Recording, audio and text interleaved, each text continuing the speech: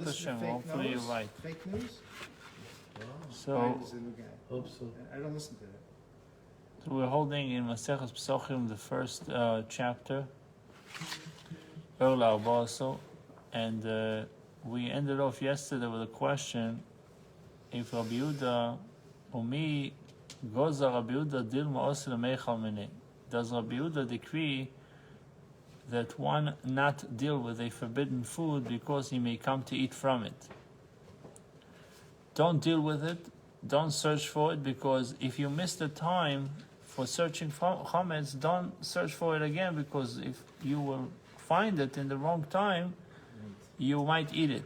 So the question is, did Rabbi Yehuda made this gezer?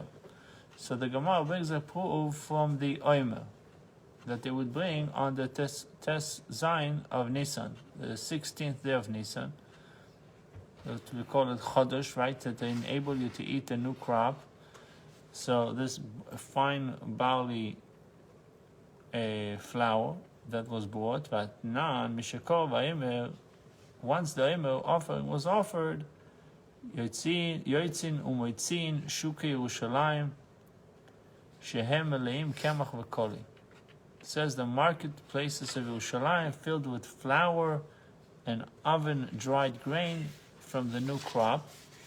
Sheloi v'irtzen chacham, and they did it against the wishes of the sages. What's the problem with it? They were doing it on Pesach, selling flour on Pesach. Divrei Rabbi Meir, Rabbi Yehuda. When did we count the Omer? When did we start? The second day of Pesach. Second day of Pesach. So once they did the counting. Once they brought the Omer, back then there wasn't no counting. Back then there was the actual Omer, bringing the Omer. So they bought the Omer, and then they started selling the new crop. Yeah, why not? We got it. We're done. Right. So according to Rabbi Meir, they did it against the will of the rabbis. Right. According to Rabbi Yehuda, it was in accord with the wishes of the sages that they did it. Rabbi Yehuda does not decree against this practice out of concern that a person working with it might come to eat from the new grain before the Omer is offered. It's not issue of chametz; it's issue of the new crop. That you're not allowed to eat from the new crop until you bringing the Omer, the mincha of the Omer. So it seems like Rabbi Yehuda said it was the will of the rabbis, meaning that they were not concerned that a guy would eat it before the time.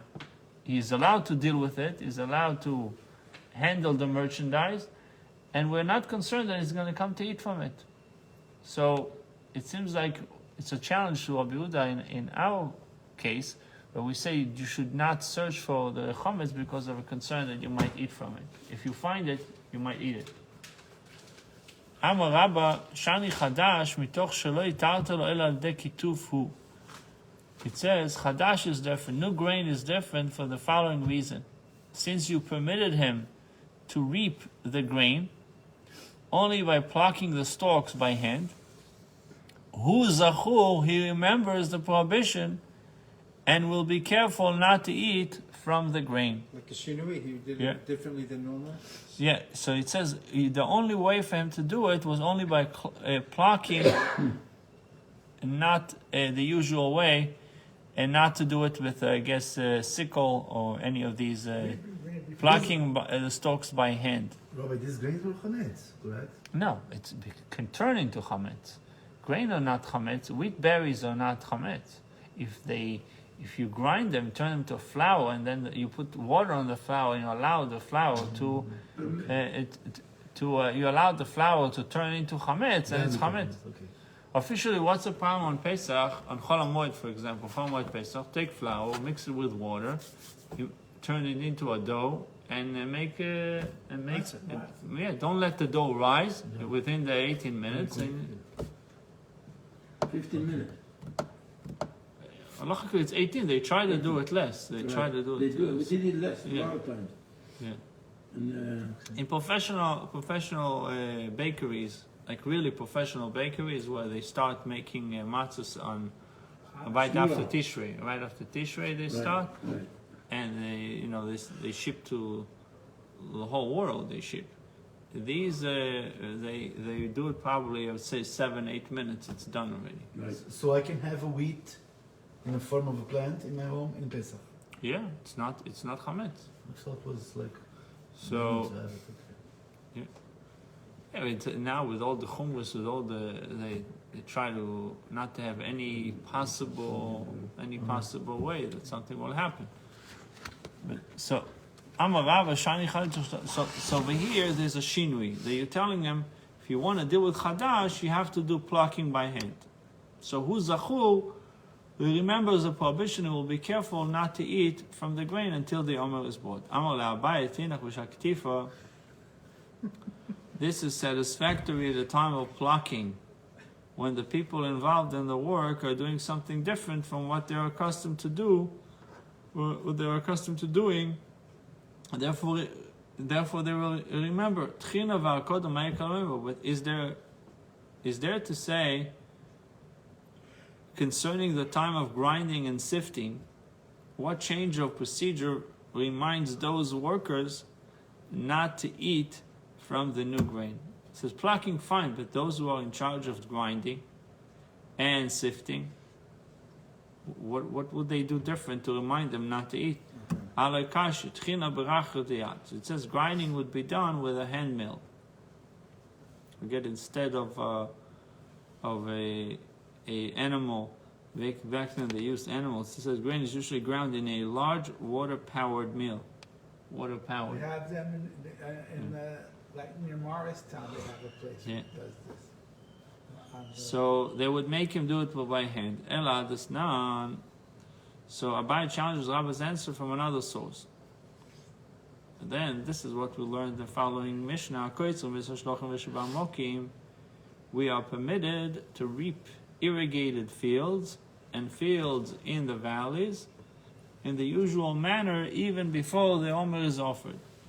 Avaloi goichin, but we are not permitted to stack the harvested grain before the omer is brought. So you can reap, but you're not allowed to stack. To stack is to put together? To pile them up. Pile them up. So Kivna ki Rabbi Yehuda, and we've established that the Mishnah accords with Rabbi Yehuda, with the Michael. And what is there to say? That Mishnah permits reaping of the grain of these fields in the ordinary way, even though it is forbidden to eat the grain until after the omer is offered. Since the Mishnah is following Rabbi Yehuda's view, we see that Rabbi Yehuda permits working with forbidden grain, and is not concerned that workers might eat from it. New grain, a person is detached from it, since he is not accustomed to eating it all year, and thus not in the habit of picking some up and putting it in his mouth without thinking. There is therefore no reason to decree against handling it. Chometz, a person is not detached from. It's like if I would put in your, let's say on your table, regular foods that you usually eat, like apples, and then I'll put figs. Your instinct are not going to be to take the fig because it's not something that you used to eat, or any other parsimon or other foods that are not always on your table. But chametz, people will go for it. So that's the answer that you give. Chodesh people are more detached from, chametz they're not. Amar Rava, the Rabbi Yehuda kasher. The opinion of Rabbi Yehuda in regard to new grain,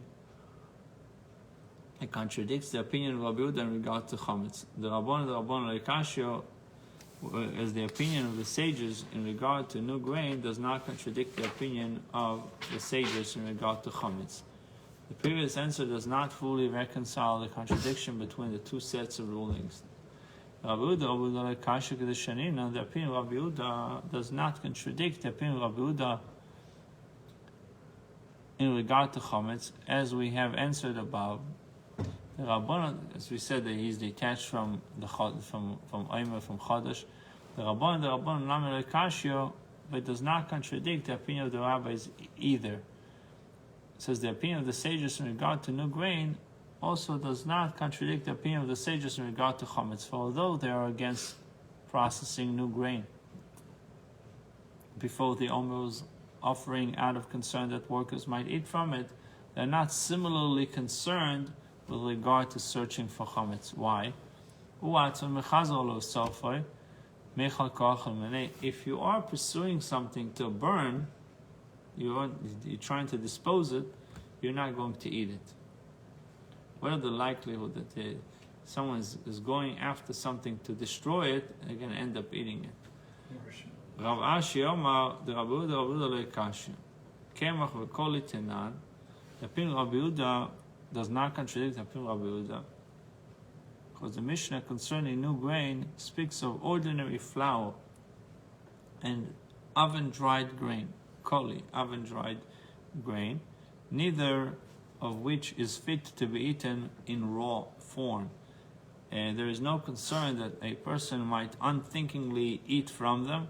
Rabbi Yehuda therefore does not decree a ban on handling them as he does with chametz. What are the chances you're going to eat wheat berries or barley just like that? It has to be cooked, processed. It's not so. It's not readily available to be eaten.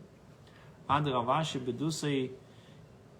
This explanation of Rav Ashi is a fiction, bedusa, lie. Asinuch mikoli veilach.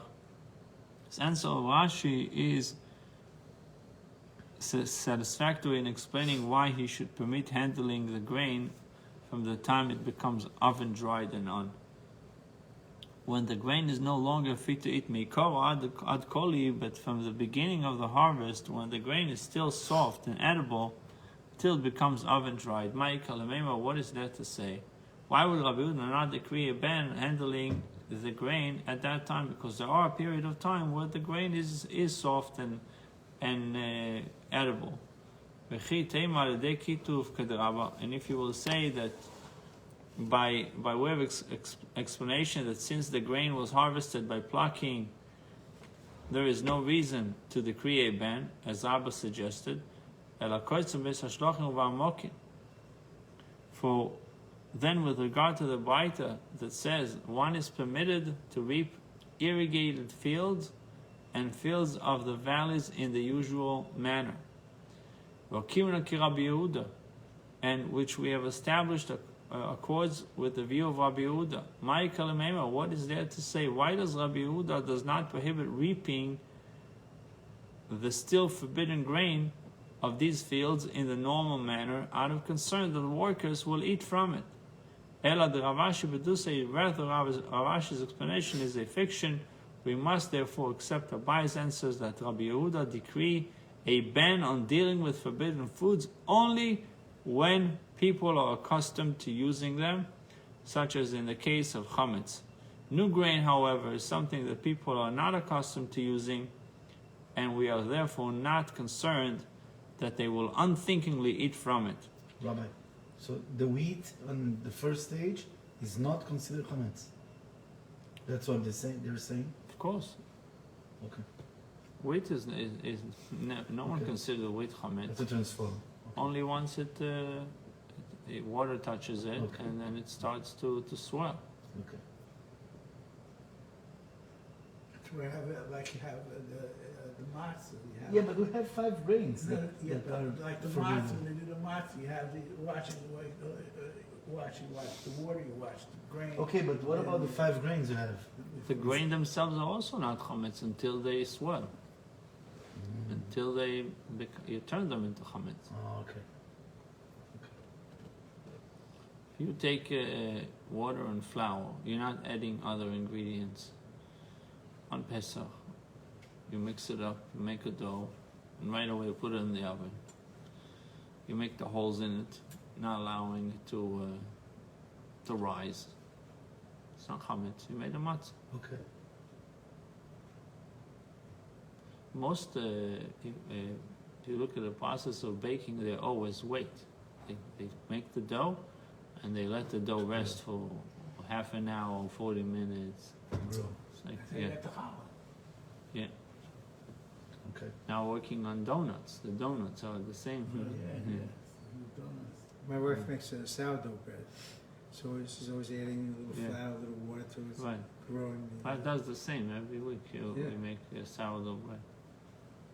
Do you eat the donut, Rabbi? Your wife? My Your wife wife? made on Thursday, on what's the Shabbos she made. Yeah, I bought. She makes Yeah, good. I tasted it, but mine is like plain, nothing Nothing inside? Nothing inside. What do you have Motzi Shabbos? Oh, I didn't even Huh? know she made What do you have one. Motzi Shabbos? Yeah, she's making. My it's wife 12, usually makes a package sourdough of on 12 Shabbos. Like she prepares the Pancakes. dough on Friday, she Three puts it in the fillings. no, I it's should a know. real sourdough bread, you know. Oh, yeah. Okay, You good. can order. The cast iron pot. Yeah, the we whole did the same thing. She thing. made for the chocolate filled. Yeah, It's great. chocolate, Yeah, vanilla, very good or bread. I love the bread. I was visiting my son yeah. out in Yeah, Ohio. it's, My wife brought some starter. I think now my son every week he's making. And he makes sourdough pancakes. It changes his Wonderful. life. Yeah. One visit. You like sourdough bread? My cousin has a bakery in Crown Heights for sourdough. My cousin has a bakery in Crown Heights that does sourdough bread. Sourdough challah, sourdough, everything is sourdough. There's also a bakery down here in Miami. It's called Zach the Baker. They Oh, do. yeah. You can't get close to it. There's no parking is horrible by it. Yeah. Well, not now. Send in a But drone, in a normal, pick it up. A normal, when it was, everything was normal, I went there one Sunday, I said, oh my, you had to park 10 blocks away to walk to the place. You had to charge all sorts of money. And wherever people are not detached from a thing, does Rabbi Yehuda decree a ban on handling it? Ratenan, here's an example. A person may not perforate an eggshell, make a hole in an egg, and fill the shell with oil, and place it alongside the lamp, so that the oil drips into the burning lamp, because they're concerned that it might remove some of the oil, from the eggshell to use, and thereby be liable for extinguishing. So this is an interesting scenario. You take an egg, you make a hole in the egg, you fill it up with oil, and you put it next to the lamp, so it would contribute oil to the Just lamp. drip. And then, you decide to make a salad, so you'll steal from it a little bit, sprinkle around the salad, and put the egg back. Yeah. What's I the do that every problem? day. What's the problem with it? Because now you made the life of the lamp shorter. You're extinguishing Yeah. the lamp because you took some of the oil. That's the problem. We say in Hanukkah that we only use, we cannot use the candles. Ela lirotam bilvad, right? We say only to see them. You cannot derive benefit from the oil or from. So in Shabbat, if you have that system of oil dripping and keeping the light, keeping the flame going, and now you're taking from it, it's a problem. So it says, "Lo yikov adam shoresh b'tzem oleh Hashem v'tem v'tzad nevesh shtem v'natefed v'afilu ishe cheres," and even if the reservoir, calls it reservoir, this egg, is made, That's what reservoir right, means. is Something made holding. of, yeah. It is so. Is made of earthenware. Even if it's made of an earthenware, Rabbi Yehuda permits this practice. Now, olive oil is something that people are not detached from, and are in the habit of Right. consuming all time. Yet, Rabbi Yehuda does not decree against using such a lamp. Meaning, he's not concerned that you might sprinkle your salad with this olive oil. Because it's because no one ever does that. I guess maybe those days they might do. No one ever uses. People use olive oil on their salads all the time. I do it every day, but from an egg, Right. this is the Like battery. reservoir. Forget the egg. What about any other reservoir? Cheres, he says. What example? A clay, earthenware vessel that is being used as a reservoir.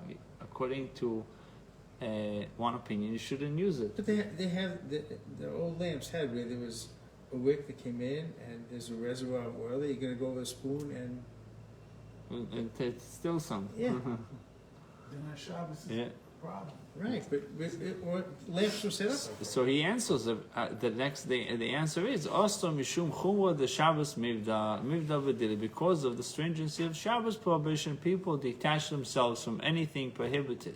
So even though I'm accustomed to use it, but Shabbos has a different role. Shabbos is more, people are more strict and stringent not to use this oil. Rabbi Yehuda is therefore not concerned that someone will unthinkingly take some oil from the eggshell. V'romi the Shabbos and Shabbos. But contrast the Shabbos with another set of ruling regarding the Shabbos and note the contradiction. The Tanya. If the rope of a pail snapped, so the dli, it's a bucket called a pail. Bucket? Another form of bucket. Okay. But the bucket had a rope. Probably they used it to lower it down to bring water. You should not tie it, the torn ends of the rope, together with a knot, because it is forbidden to make a permanent knot on Shabbos. So don't fix the rope on Shabbos. Do not tie the knot on Shabbos. So people don't get married on Shabbos, right? It's called tying the knot. Tying the knot. Rabbi, if I'm wearing shorts in my home, I don't know, I know you don't wear this, but, and it has like a cord String, yeah. to do it. And if you do only one, as the trash, it will fall. So I need to make another one. Make a bow, Okay, I did this. Okay, it's okay. right? You got skinny, now it's See what fine. happened? Look. You, Very skinny. you buy new pants. Okay. Wait, really? But you can make a knot like we do in the shoes. You make one This knot is and a Okay. bow knot, what we call a bow knot. Okay. That This is would be okay, okay. Okay. Bow knot, but on Hanukkah donut. See the difference? If he eats a few donuts, he doesn't need to put any more. There it is. double There knot. it is. It solves two problems. It's fantastic. It's only 600 calories each. 600. You eat 3 of them, you don't have to eat for the whole day, right? That's the, Right, it's fantastic. It's a meal. Well, they say that as a candy bar has 5% of the protein you need. So if you have 20 candy bars, you're good. Good to go. Did your wife put it on the WhatsApp, the Hanukkah menu or something? I don't know. On Facebook, I think. On Facebook? Yeah, I see when she does her cooking and stuff. Ella, so it says, Ella, so what do you do? It says, Onva, you're allowed to make the bow knot. Rabbi Yehuda Aimer, Kerchal Punda or Piskia, you may wind a hollow belt or A money belt. or a garter around it. And it's around the torn ends, provided he does not tie it with a bow. So seemingly according to Rabbi Yehuda, you should not make the bow knot. You should make something, a hollow belt or a garter around it. Apparently Rabbi Yehuda prohibiting tying a bow out of concern that one might come to tie a bona fide knot, while the rabbis do not see the need for such a measure. So the rabbis say it's okay to do a bow knot. So Kashya de Rabbi Yehuda, the opinion of Rabbi Yehuda contradicts the opinion of Rabbi Yehuda. The Mishnah cited above that he permits using an eggshell to drip oil into a lamp. Are you relying on people or are you not relying on people? And he is not concerned that someone may remove some of the oil. Kasha de Rabban, the opinion of the rabbis is also challenged because they're prohibiting using an eggshell reservoir. Contradicts the opinion of the rabbis in our Mishnah who permit tying a bow and are not concerned that it might lead to tying a knot. If you're telling me I'm allowed to tie a bow knot, maybe I will tie also a permanent knot. A double bow. Yeah, Make a double bow, knot. yeah. So the Rabban Kashi, the opinion of the rabbis in the Mishnah does not contradict the opinion of the rabbis in the Bait. Why? Shemen b'shemen michlaf, because oil is readily confused with oil. The oil in his lamp is indistinguishable from the oil he uses throughout the year in his food. Therefore, the rabbis were concerned that someone might take oil out of the eggshell to use in his food, and thereby violate the Shabbos. Tying a bow, however, is not to be confused with tying a knot. Therefore, the rabbis saw no need to decree against tying a bow on Shabbos. How's Rabbi Yehuda dealing with this? The Rabbi Yehuda, time of the Rabbi Yehuda lav mishum de gozar nivat kshir. Rabbi Yehuda prohibits the bow knot for a different reason. Rabbi Yehuda's reason for prohibiting tying a bow on the Shabbos is not because they decree against tying a bow out of concern that it will lead to tying a knot. Ela mishum de kasova never gufa kshiro, because he holds that bow knot is a knot. He said this itself is a problem. Not that it would lead to something else. I am trusting people, but I'm saying that bow is wrong. Bow knot is the wrong way to go. It's not halacha. It's the opinion of Yehuda. Rabbis, usually halacha follows the majority, the rabbis. Now contrast the opinion of the rabbis in the aforementioned Braita with the opinion of the rabbis in the following Mishnah, and note the contradiction. The Tan, Rabbi said that one may tie a pail, the bucket, to the top of a well with a garter using a regular knot, but not with a rope. So when you use this, I'm not sure what exactly they refer to a garter, but it's paracord. You can use this on a parachute. Right? So, but not with a rope. That would be more of a rope, no? Rope usually means thicker. Thicker? I use this as a garter, and when I have a bucket in the well, I use it the same. Yeah. So, but what they're saying is that you're allowed to make a knot if it's not a rope. If it's a garter, you can do the regular knot, but not with a rope. Rabbi Yehuda, however, permits doing so even with a rope. That even with a rope you can make a knot, which is completely opposite of what we just saw before. When he saw. Well, Rabbi Yehuda said not to make even a bow knot before. And now he's saying you can make even a regular knot and using a rope. One may tie a pail to the top of a well with a garter using a regular knot. Comes Rabbi Yehuda and says, Rabbi Yehuda matir permits doing so even with a rope. So the Gemara first explains the Mishnah and then shows the contradiction. The example they're using though of a bucket, this is to get water. It could be that this has a more leniency. Because people need water. Could be. Let's see. Because you could argue that it's also fixing something, even temporary or not temporary. You're fixing something. Which would make it okay, or You not? make it even less okay, because you're fixing something on Shabbos. Couldn't use the bucket anymore, but now that you're putting it together, you can use the bucket. But water seems to be a different category. I mean, these reasons using this muscle. I'm sure. Right? Yeah. It's like you couldn't walk with your shoes maybe untied. Now that you're tying them, you're somewhat putting it together. But we know that tying is one of the 39 melachos. So it's av melacha. So someone said to me, these buttons, you can't do this on Shabbos. They said you can't do it because they're permanent. You're finishing. Right. So There is something to it. Yeah. Well, some say that your extra buttons are also. Rabbi Menashe spoke about it. He said you can leave it because it's a style. Right. To have it like that. Right. Because no one really would use it. It goes for extras, right? He said because it became like a style to have those there. Back then, when people would walk with one shirt for 20 years, it was a different story. I think today we're changing all the time. And people change their wardrobe twice a year or 3 times a year. I don't know how much significance these extra buttons have.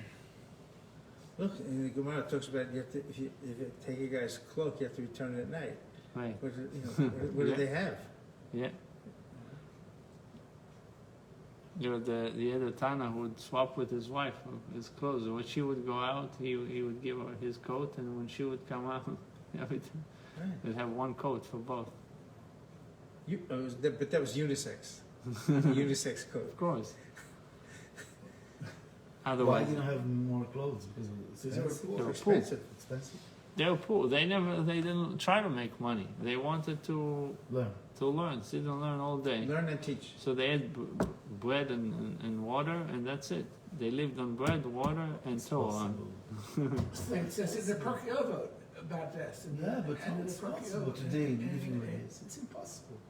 Told you about the Chazon Ish yesterday. Yeah, but 3 days to figure out an answer, sitting with a cold towel on his I head. thought of this during the day. The hard drive is working.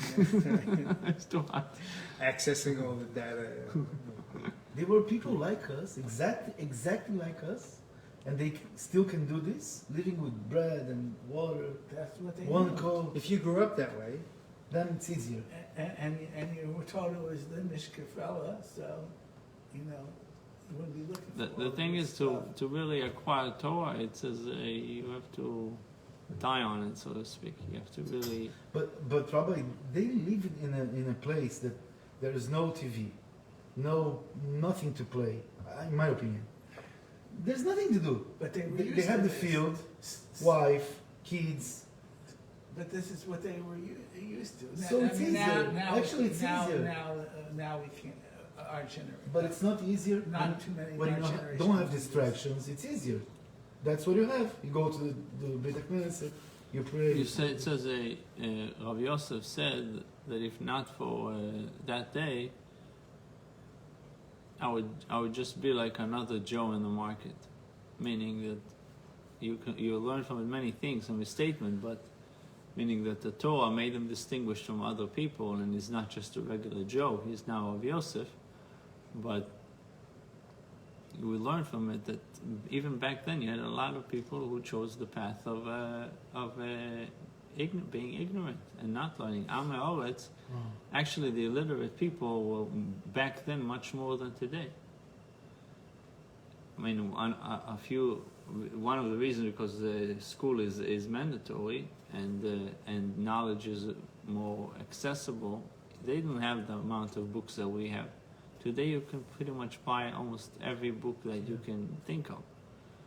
If you have money, you can say, okay, I want a whole set of all the teachings of this, all the One day rabbis. it's in your hand. Yeah, you have it.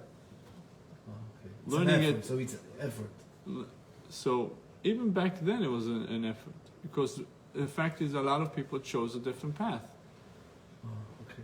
People had bars, Okay. bars, Yeah, yeah, socializing. okay, They Pundak in Russia, right? We hear all the stories of Baal Shem Tov. They stopped in a bar, krechma. in a krechma. People would sit Okay. down, have Gambling. Yeah, drinking. Yeah, still option. Yeah. It's not easy. But you have nothing new under the sun. I mean, the Romans came with all the Greek, the Roman. They came with all the Yeah, all the games, The games, Olympic yeah. games. Where do you think comes from? from that. Rome. These games. That's Greek. Greece. Greek. Yeah. It's actually it was Greek, and then the Romans adopted. You have in the Gemara even tells you about Mesachik B'Kubir, someone who rolled the dice. just What do you mean had rolled the that recently. dice? So even then they had They these rolled the things. They bones. had all the gambling. But they had Dice, that. yeah. Racing pigeons. Racing pigeons. It was difficult also for them. Right? It was in the same Yeah. place with the dice. The cockfights. Right? Yeah. Dog fights. Yeah. Roosters, fighting roosters. Yeah. In Brazil they had, I'm sure they got this in Brazil. Everything. Everything bad we have there. I know, they told me not to go there. Okay, let's go. I remember when I was in a shlichut in New Zealand, the shliach there was Rabbi Zayntz. He's from Brazil. His parents is from Brazil. So I was in a car with his wife. She was in the car and he was in the car, and and I asked him about Brazil, about where he came from, and then his wife, she got into a conversation. She said, "I don't even know why people like Brazil. Everything is ugly there. Even the women are ugly." And I'm looking at him, and he's like, he's not, Just let her go. Let her talk. he's not, We're men. We know. Yeah, It's yeah, not honey. You're right. funny. You're right. She was also from Brazil, right? no, she's not. She's English. Brazil He is was from wonderful. Brazil.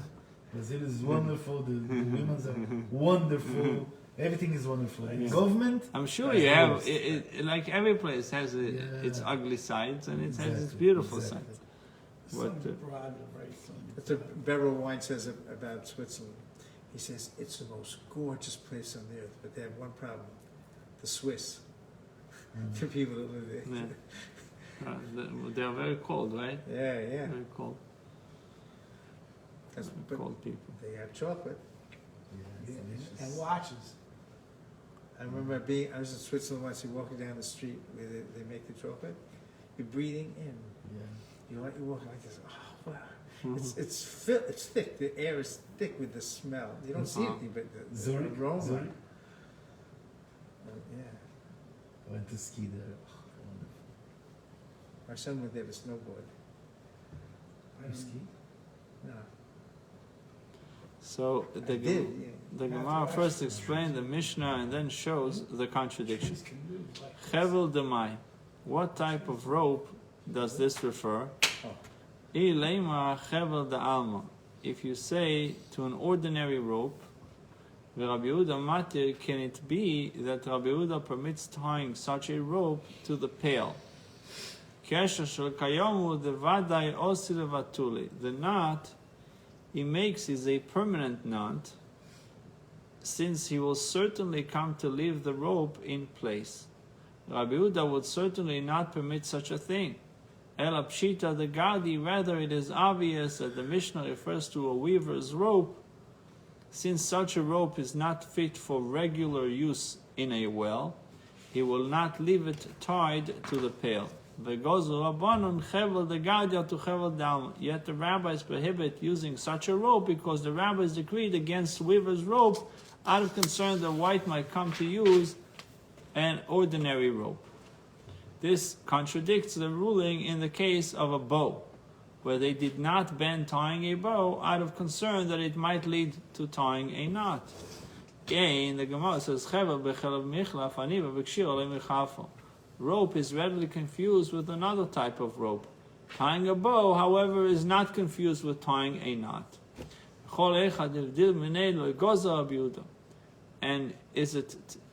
And is it so that wherever people are detached from a thing, Rabbi Yehuda does not decree against that activity? If a bechor animal was seized by a congestion of blood, he has a blood clots. Even if it will die, it left as is, we may not let its blood. Why?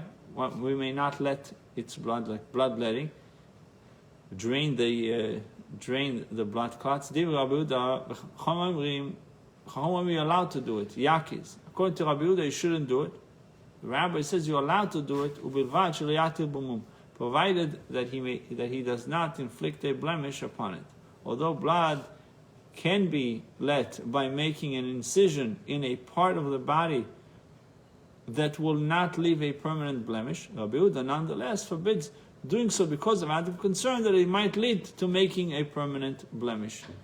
And he forbids this even though people are detached from and therefore careful about consecrated items.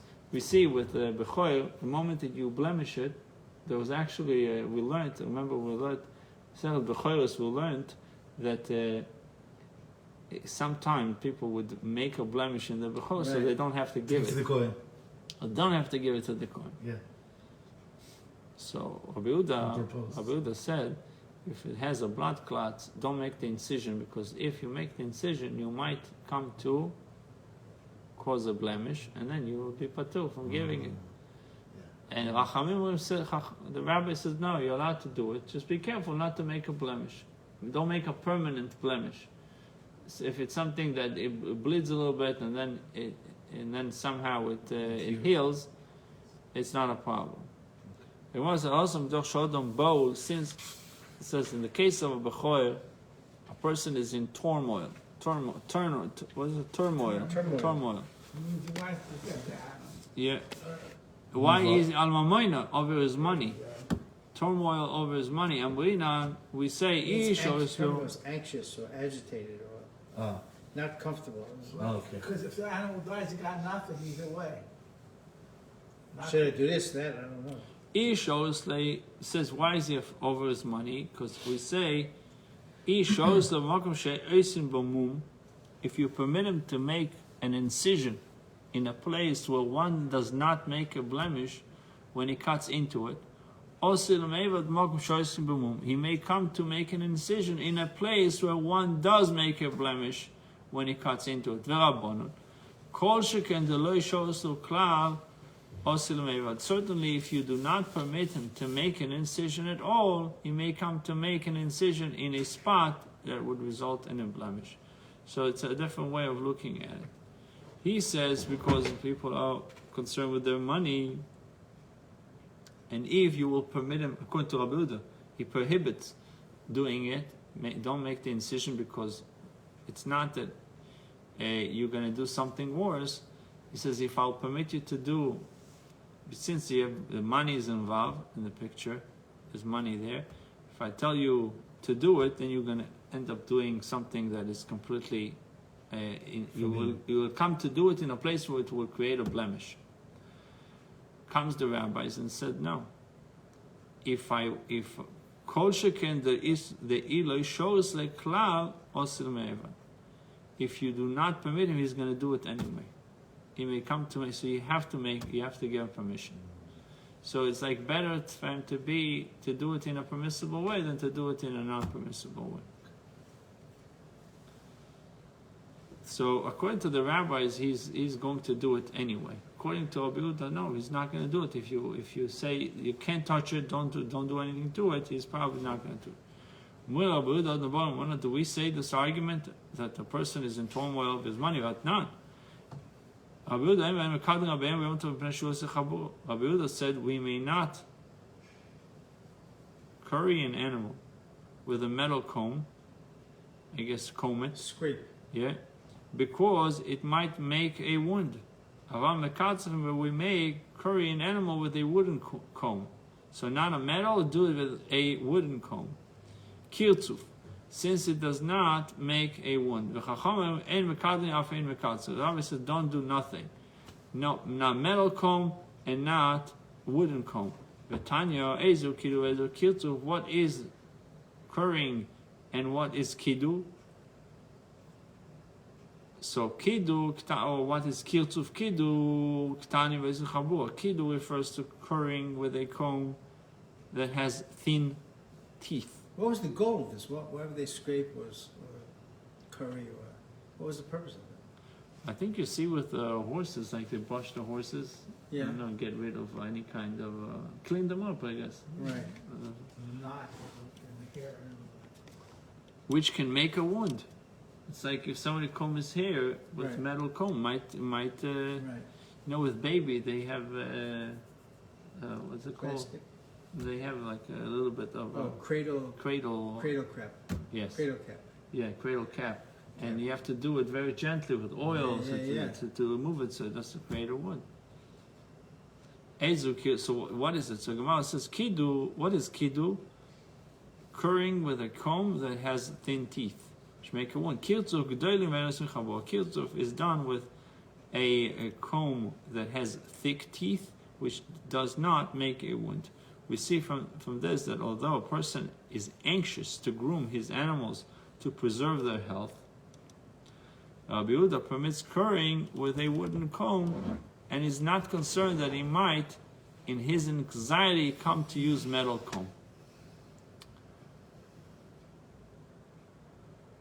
Why? Because I guess the metal one would cause a wound. Awesome, the Shavik Lemois says, in the case of Bechor, where if you leave the animal untreated, it will die. Amrin and Odom Baal Mamon, so we say that a person is in turmoil over his money. But here, if the animal is not combed, it's just discomfort for the animal, but there's no imminent danger to it. So only in a case of turmoil over the money, meaning that the animal will die, we say that a person is bol al mamoino, is in turmoil over his money. Rabbi Yehuda, what is the translation by you for bol al mamoino? It's also say turmoil for money. Agitated about his property. Yeah, that makes, yeah. If you translate the word bahul, means scared. Al mamoina, over his money. Bahul is afraid. Concerned. Yeah, concerned. But Yeah. the idea, though, Mamon is money. agitated means he's not just Yeah. scared. It's like Yeah. I'm not calm. I see the thing. It's dying. I'm going to lose Yeah, money. gotta take That's care of it. agitated. Rabbi Yehuda Ma'ishna Gabi Chometz the Goza says what is different about Chometz that he decrees not to search for it after it becomes forbidden. U'Ma'ishna Gabi Kif Zolei Goza, what and what is the different about by currying with a wooden comb in which he does not decree against its use? So the Gemara answers Lechem belechem michlav kildu v'kirtzach lo michlav. Bread that is forbidden on Pesach is readily confused with bread that is permitted the rest of the year. That remember we spoke about pitas, matzahs, that are very similar to, they look like chametz. They sure do. Kidul v'kidul v'mechlav, currying with wooden comb is not confused with currying with metal comb.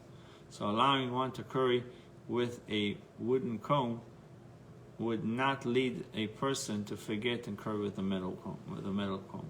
With chametz and matzah, there's a chance for confusion, and therefore Rabbi Yehuda decrees not to search the chametz in a time where, if the time passed. Rabbi Meir says we may eat chametz the entire 5th hour. We must burn it at the beginning of the 6th hour. We may eat chametz the entire 4th hour.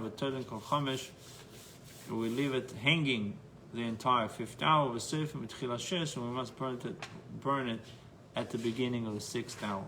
But he says, but it can be done before the 6th hour, yes? Well, he's saying you must wait till the 6th hour begins. Obviously, there's always the hidu, but what is the mandatory way to do it? Meaning the deadline would be Tchilas Shesh, the beginning of the 6th hour.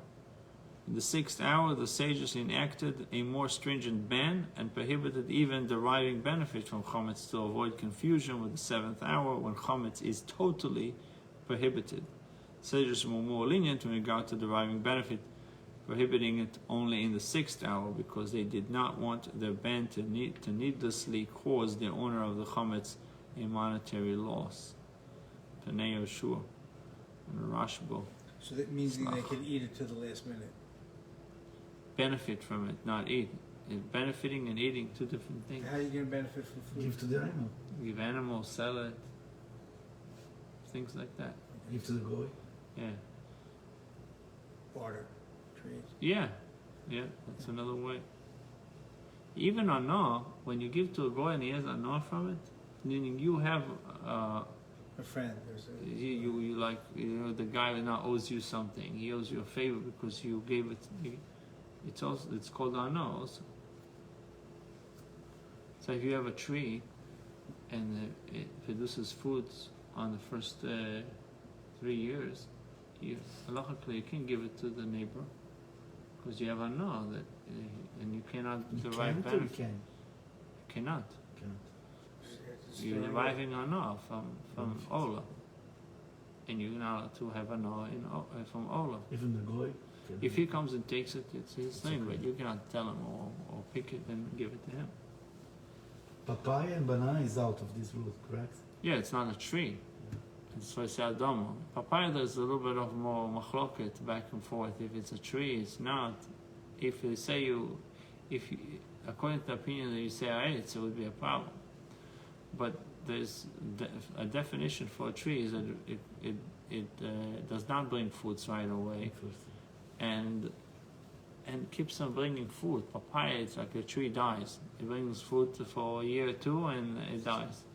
It's more like a bush, even though it just grows like a trunk, but It's not woody, right? Like blueberries, it's wood. papaya doesn't really have no, blueberries are also bush, but Nah, eights. they're adama because they're growing on a bush. Blueberries, Nah, Yeah. eights. no, for sure they're adama. Yeah. If you look at the blueberries, they're just like a vine. The only vine I that know it's the like only a bush, vine- but it's made of, it's real wood. It comes back every year. I know, but the only vine that we make her eights is grapes. Grapes is What the about only cherry? vine. Cherry also, it's a I vine. do it's for cherry. Cherries from a tree. It depends what type, but I depends had a what cherry type. tree in my backyard. You did? I cut it down. The Big or As a small? kid. you're not supposed to. I cut know, a as a fruit kid, tree. I know what I was doing. Wow, Everybody freaked out. wow. There's a my in-laws have blackberries growing on a vine. It's like almost like those bush fences. Blackberries like Yeah. a vine. Yeah. Right, but blueberries, are you 100% sure on blueberries? Vine. I haven't had my Yeah. batteries though. Yeah, all these things are Adama. Besides, if you ever have a doubt between Eitz and Adama, you always say Adama. Right. Yeah. I had no doubt on blueberries till just now. Now I have a doubt. Yeah. Now I have to do it that way. You double check. If I'm wrong, I'll be happy to say And Eitz. mushrooms? It's from the Three bush, quarters not from the charcoal. tree. What? The blueberries are from the bush, not a tree. Yeah, that's what I was saying. This is what we're Right, the same with strawberries. fighting. Strawberries, that's for sure. Yeah. There is some strawberries they grow on wild strawberries. They grow on a tree. I saw, but it might be still treated as Adama due to its consistency and the type of a fruit that it produces. If you can call it a fruit. Question is also in the realm of a fruit. Is it still in the same category as Bananas. apple and oranges? I know. See, apple, oranges, pears. It's like that Those are all family. trees. Yeah, and then you have all the. And the grapefruit tree. Yeah. But Google it. See, Boy, Dama of Yehuda. No, I'm not going to go, but ask Moses. Yeah, You know that? But yeah. Boy, Dama of Yehuda, and Rabbi Yehuda said further. It's probably an FAQ. Shtei chal shel toidu psulis. Two invalid leavened loaves of a Toda offering. Right, that was the also in Shavuos, the two loaves.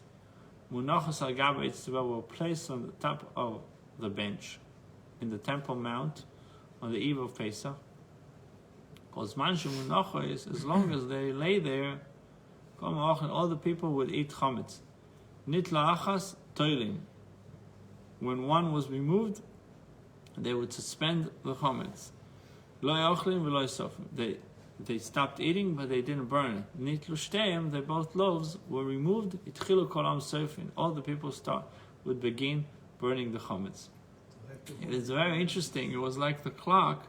There's a clock that's telling them what to do. So you have two loaves in Beit HaMikdash, two loaves of bread, in Erev Pesach. One is taken out, people stop eating chametz. The two is taken down, they don't see the loaves anymore on the bench, on the top of the bench.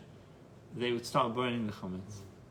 It was like a sign telling them how to do it, or when to do it. Non-sacred chametz may be eaten the entire 4th hour. Truma kol chamesh, truma that is chametz may be eaten in the entire 5th hour. V'soifim b'tchila shesh, and we must burn all chametz at the beginning of the 6th hour. This thing of having the loaves up there, there's in some Hasidic groups that they woman is in need or not in need, they put salt on the table, take the salt off the table. They do heker. It's a heker can be something that you choose. What would be a heker for you? You can choose. So this way they don't speak about it, but it's just Right. So if they can put a cloth, they not usually on the table, or they put a different plate, something that is different to remind.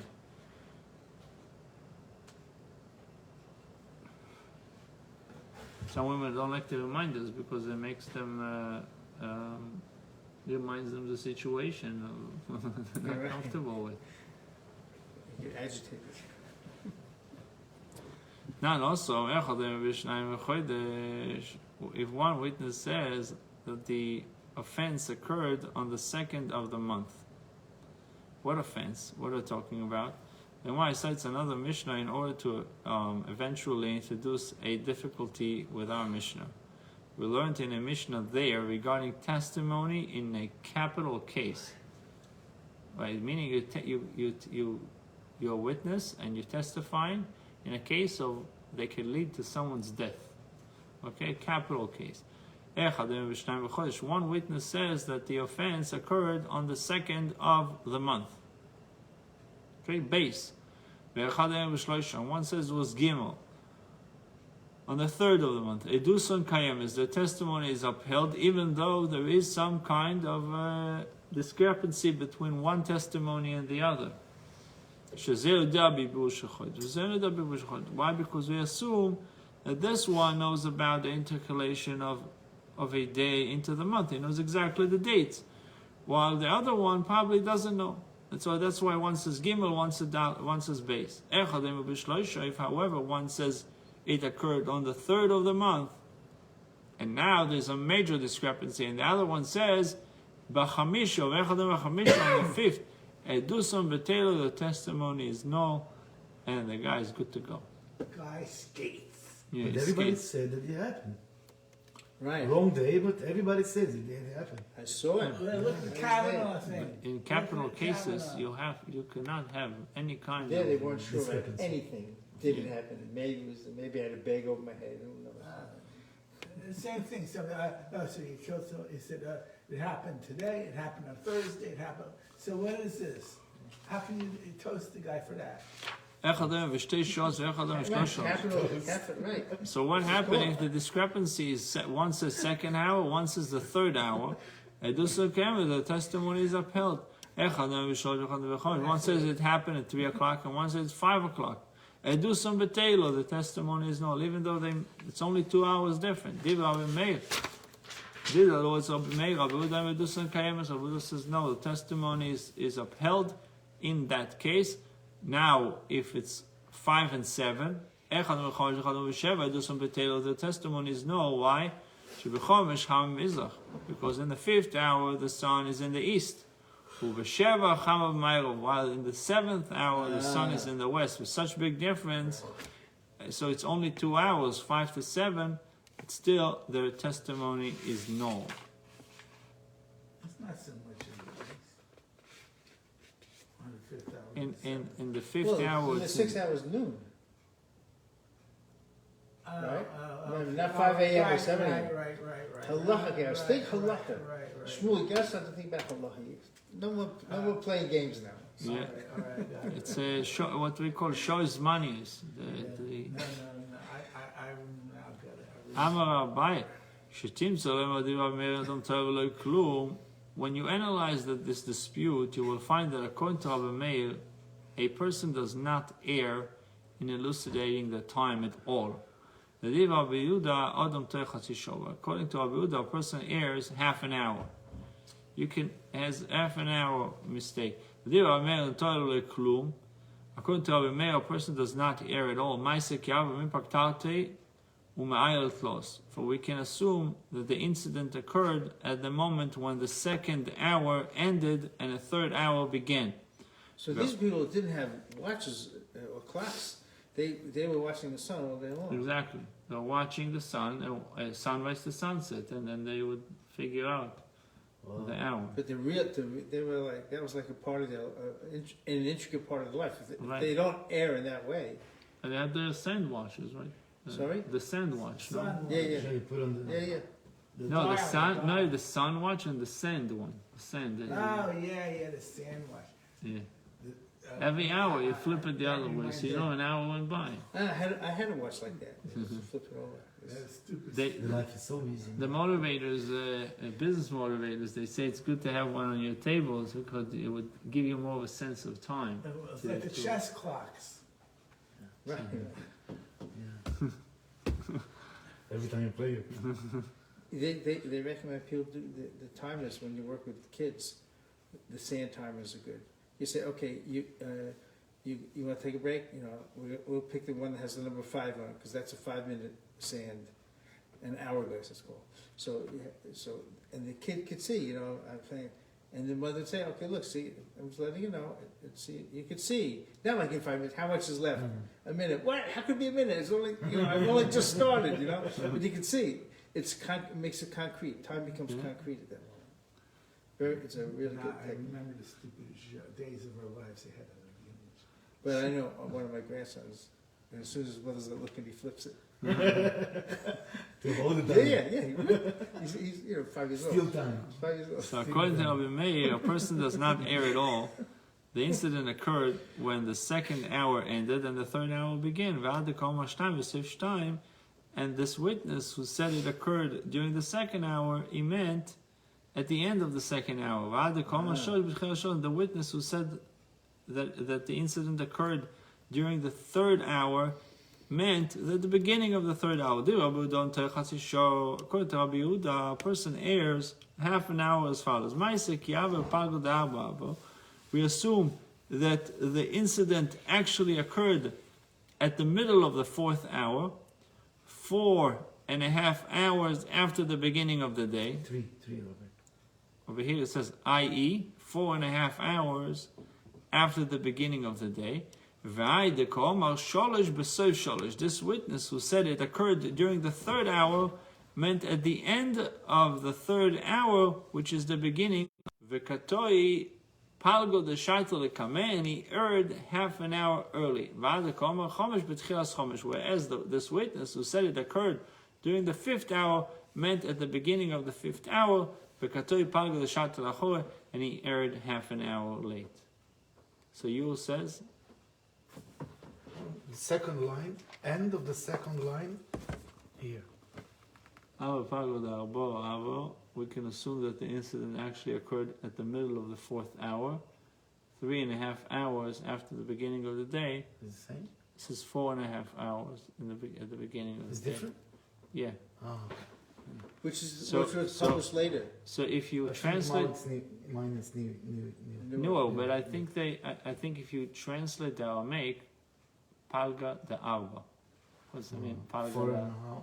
de, yeah, it's like half or full. Half. And so it makes more sense 4.5 hours Then 3. palga the arba than 3. Ah. Because you see, even in Aramaic, when they use the word 3, they use shalosh. They write shalosh. So it seems like the error is on this one. Okay.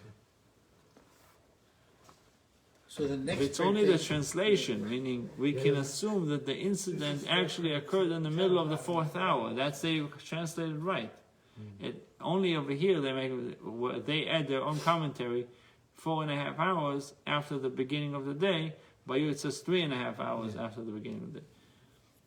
Right, this witness who said it occurred during the 3rd hour meant at the end of the 3rd hour, which is the beginning of the 4th hour. And he erred half an hour early. Whereas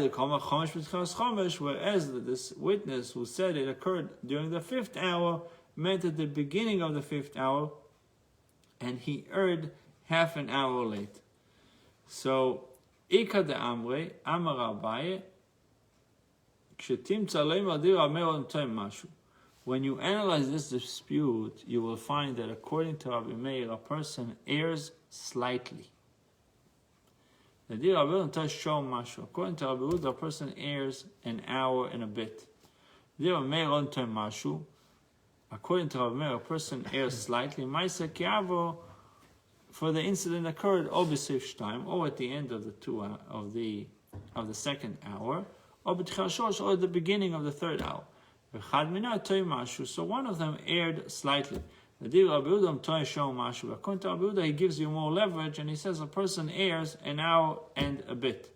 Now you're starting to see where's it going, because according to Rabbi Meir, the mistake is very tiny. So the time of the burning of a chametz needs to be earlier. What did we say in the Mishnah?